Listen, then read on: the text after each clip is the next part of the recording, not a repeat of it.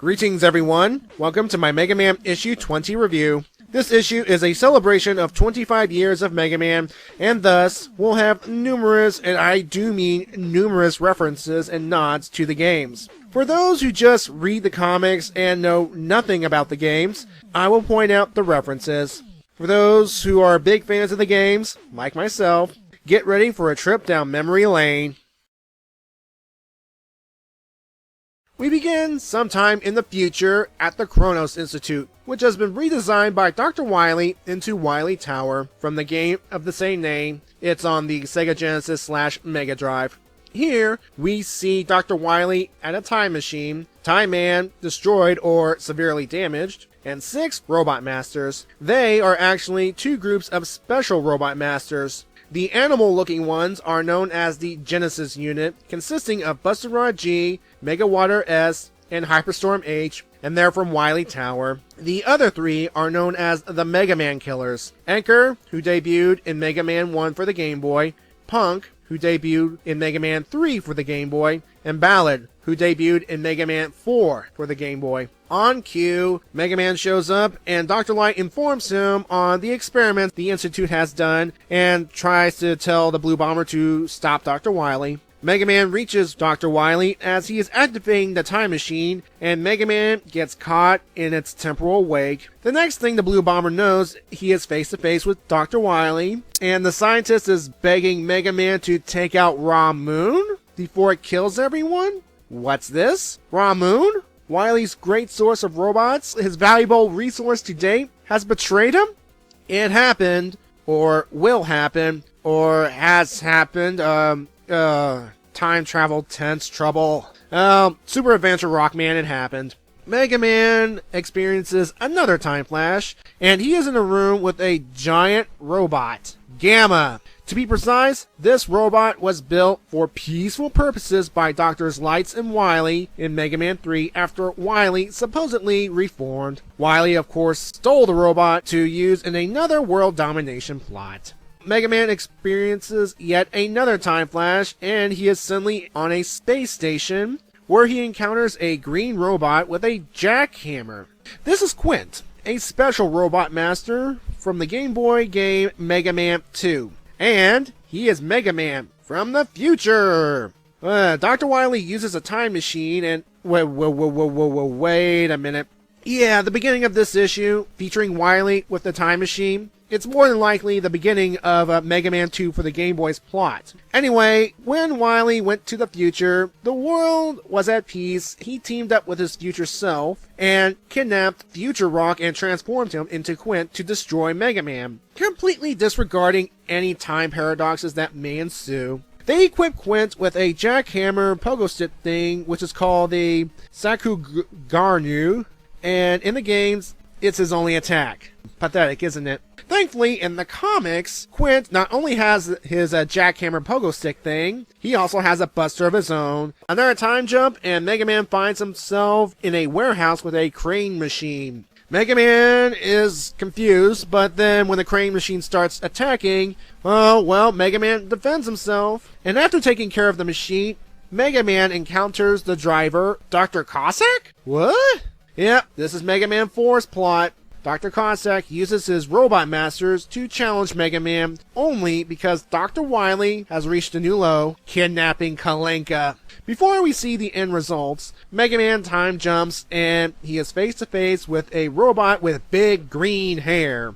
Said robot easily takes down Mega Man. Meet Terra, leader of the Star Droids, and this is the beginning of Mega Man V. In that game, Mega Man encounters Terra, and the results were not pretty. Thankfully, another time jump spared Mega Man this fate for now. Mega Man appears in an arena where 2 Robot Masters are fighting each other. Meet Nightman and Yamato Man from Mega Man 6, and the arena is the tournament sponsored by Mr. X, which he will use to take control of the 8 finalist Robot Masters, including these 2. At least Mega Man gets a breather this time around. But here's a mind screw. Mega Man looks out at the audience and sees himself with his family. What? That's weird. On that small red robot there, that's Eddie, the item bot that occasionally drops into stages to give Megaman some power-ups, some good, some bad, depending on the situation. Now at this point, Megaman finally figures out that he is traveling through time. Well, break time's over. Megaman time jumps to the beginning of Mega Man 7 during Wily's breakout. Yep, at the end of Mega Man 6, Dr. Wily was arrested, but he planned ahead for just such an occasion. Mega Man meets Bass. Bass here is the dark counterpart to Mega Man, a fan favorite, and he was created by, well, guess who? He also has a loyal canine companion, a robot wolf named Trouble. Now, Mega Man is tired of being attacked and takes his frustrations out on Bass until another time jump, and this time, Mega Man isn't alone. Both of them are on the island where the space robot duo and the evil energy robot crash land after they fought in the beginning of Mega Man 8. Another time flash brings them both to Proto Man in the Robot Museum. Now this is the intro stage to Mega Man and Bass for the GBA or Rockman and Forte for the Super Famicom in Japan. So this is where King is trying to build his robot army and blah blah blah blah blah. And before we can see Proto Man get cut in half, well, assuming it will follow this path, there's another time jump. And throughout all of that, Mega Man starts noticing this big old time anomaly that keeps on growing and growing with each time jump. Anyway, they appear and they see a robot on the top of a tall building and Quint? Nope. This Quint lookalike is actually a robot called Rockman Shadow, or Mega Man Shadow if you prefer that. And he is from the game Mega Man and Bass Challenger from the Future. I know it's a translated title, but just work with me. Now, back when Wily went into the future using the time machine, he used future technology to create a robot master to defeat Mega Man. At some point, he scrapped the idea in favor of kidnapping Future Rock and turning him into Quint. This incomplete robot, Rockman Shadow, somehow manages to complete himself and then travels back into the past to kill Mega Man. There's another time jump, and this time they are in the water and they see Splash Woman. So a friendly face, right? Wrong. This is Splash Woman circa Mega Man 9. Now, while Mega Man does not want to fight her, Bass does. Mega Man and another time jump prevent this incident. They are now in Light Labs, and Dr. Light asks if the two have found the Roboenza cure. Mega Man 10 people right here.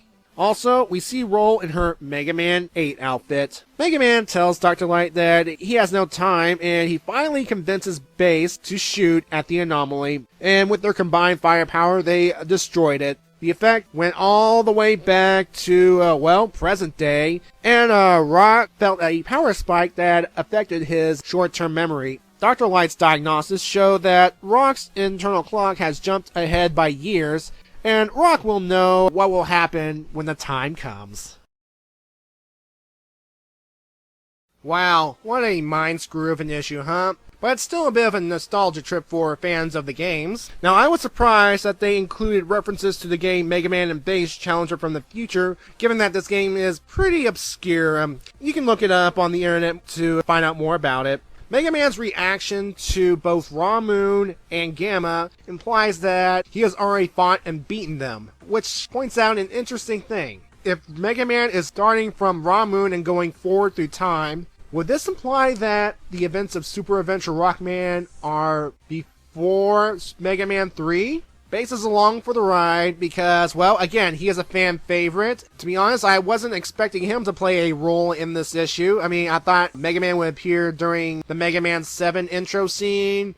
Him and Bass would duke it out, Mega Man would disappear, and bam, gone. But nope, Bass happens to tag along for the ride. This issue is the second penciled by artist Ryan Jampole, or Jampole, I don't know how to pronounce that name. He made his debut in issue 19, and I forgot to point that out. Now, again, people will be confused by this whole plot. I mean, it was meant to celebrate the Blue Bomber's 25th anniversary. So, naturally, those who are not familiar with the games will be like, what's this? What's this? Who's this robot with the green hair? I don't get it. Why is Dr. Cossack attacking? I don't understand. Why is Splash Woman hurting Mega Man? Isn't she supposed to be good?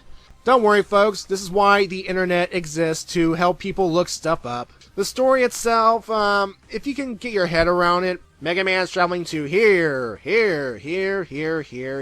and he must stop the time anomaly from growing too big. And speaking of which, how convenient that Mega Man and Bass stopped the time anomaly at the events of Mega Man 10. I mean, to be fair, at this point, Mega Man 10 is the latest game to be released. It's amazing seeing all these events that I have played throughout the years in comic format debuting a little early. Now, hopefully the comic can run a long time and all these events will come to pass. Anyway, I hope you enjoyed my review. I hope I did not confuse you too much. And I will see you later, and I'm going to take an aspirin now. Bye.